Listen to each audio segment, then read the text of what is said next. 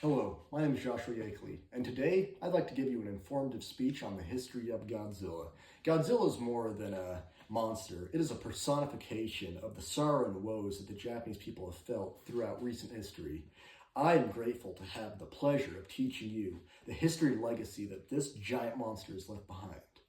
Godzilla has had an influence on many things all around the world due to his intriguing qualities that have shaped certain media that involve monsters. But Godzilla originally wasn't a monster simply of destruction, but a symbolistic icon of the tragedies that plagued the Japanese people. For over a decade, I have been an avid Godzilla fan. I've watched most of the movies and collected minifigures like this one right here. I have educated myself all about the company. I've even used sources from the CWI library to confirm some of my questions so I could write a credible speech.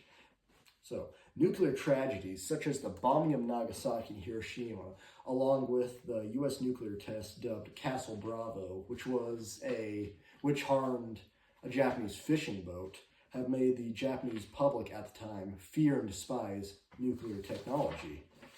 The release of the first Godzilla film in 1954 was influenced by two films that came before it, which were The Beast from 20,000 Fathoms and King Kong. Many Japanese film studios made films about the events of Hiroshima and Nagasaki, Godzilla being one of those. The U.S. government censored most information about the bomb's true devastation from the American public and wouldn't be educated until years later. Godzilla, which was developed by the film company Toho, was meant to symbolize not only the immediate destruction of the nuclear blast, but also the radiation sickness and the death of local fish populations afterwards.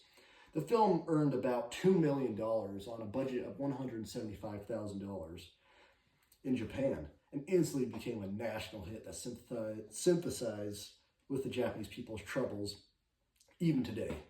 When released in the U.S., the film censored or deleted scenes that had negative connotations of nuclear technology and crudely spliced in famous actor Raymond Burr to appeal to American audiences. Evidently, in doing so, the film was incoherent and not nearly as well constructed as the real version and ultimately failed in the American market. The complete opposite happened in Japan. Godzilla has been an icon in Japan for over 70 years now, and the residents still commemorate their love for the beast today. In the 1954 film, the destruction in the movie reflected the damage of the atomic bombs felt by the Japanese people incredibly well. Viewers felt seen and understood. But the thing that made it stand out from all the other films is that it displayed the power of nuclear technologies. And it was shown through a gigantic lizard. And it entertained audiences of all ages. The second Godzilla film debuted in 1959, titled Godzilla Raids Again. This is where the future of the Godzilla franchise took shape, where Godzilla fought a giant monster that was similar to an ankylosaurus named Anguirus. The Showa era started with the first Godzilla film in 1954 and ended in 1989. It had in it many beloved monsters aside from Godzilla were released, such as Mechagodzilla, Ghidorah, Mothra, and Gigan. Godzilla really started to take shape in the next era, which was named the Heisei era. The Heisei era first started in 1984 to 1995 and sort of lost the symbolism of Godzilla and instead made him an icon of entertainment and even had this era nicknamed the Versus era due to most of the movies just being Godzilla fighting another huge monster with nothing more to it. The Millennium series spanned from 1999 to 2004 and performed the poorest of any era due to lack of creativity and financial struggles.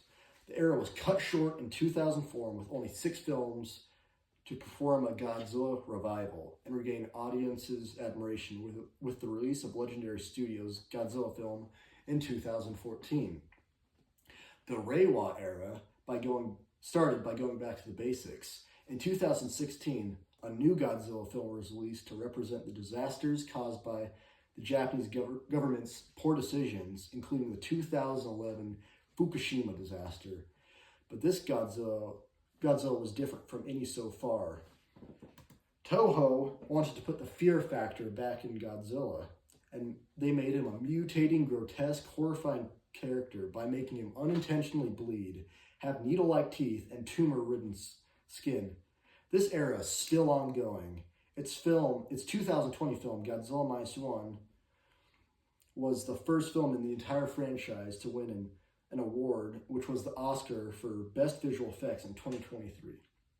The film had a meager $15 million budget and made $116 million worldwide. The film sits on Rotten Tomatoes with a 99% and is far superior to the multi-$100 Godzilla films being produced in America. Starting in 2014 and still ongoing, such as the Reiwa series, is the American version, which revived the monster fully with modern CGI and leaned more into the entertainment side than the simplistic side.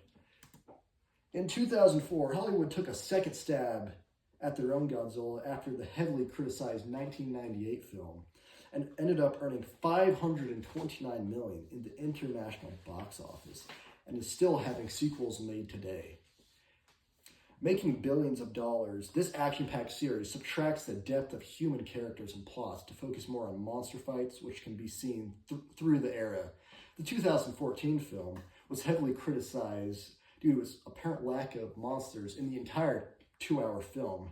Now, Monsterverse films, which is the American version, don't even try to fully develop humans. Characters just have no depth, and most of the film is carried by monster fights. Godzilla has taken many shapes over the decades and has been going strong for over 70 years now. I hope today you can walk away with information about how this giant beast served as a symbol of the power and devastation of nuclear technology.